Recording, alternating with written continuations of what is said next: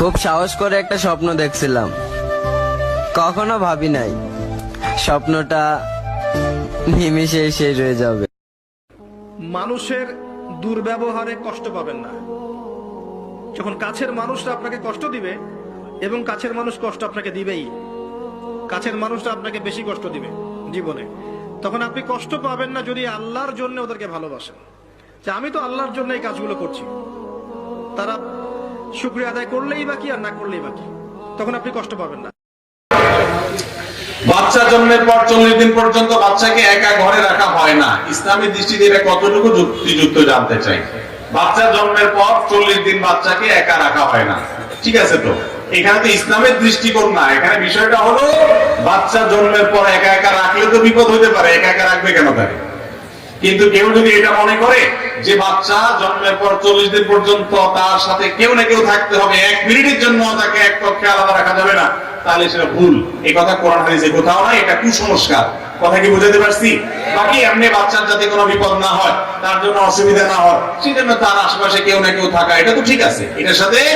এটার সাথে সাধারণ বিবেকের প্রশ্ন জড়িত, ইসলাম নয়, ইসলামের বিষয় না এটা। আমরা বাচ্চার সেফটির জন্য, নিরাপত্তার জন্য তার আশেপাশে তার দাদি, নানি, দাদা, খালা বা ফুফু, মা, বাবা কেউ না কেউকে রাখার চেষ্টা করি। বাকি কেউ না কেউ থাকতেই হবে, 1 সেকেন্ডের জন্য সরা যাবে না 40 দিন বলতে, এমন কোনো কথা কোরআন হাদিসে নাই। কখনো ছেলে মেয়েদেরকে কি দেয়া যাবে না? যত দুষ্ট হোক, যত বদের হাড্ডি হোক, বদদোয়া দেয়া যাবে।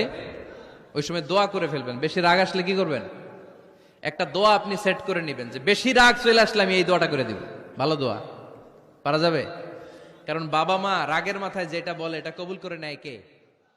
এত ভালোবাসো কেন মালিক আমায়, কি করে শুকুর তার করি আদায়।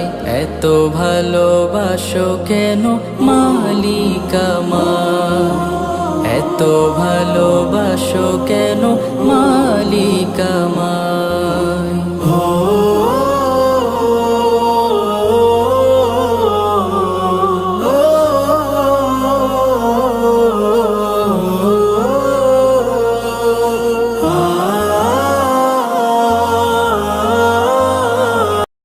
আচ্ছা ভাই, তোমরা এমন কেন বলো তো? তোমরা একটা ভিডিওতে কম লাইক দেখলে ভিডিওটা স্কিপ করে দাও, ভিডিওটা দেখতে চাও না।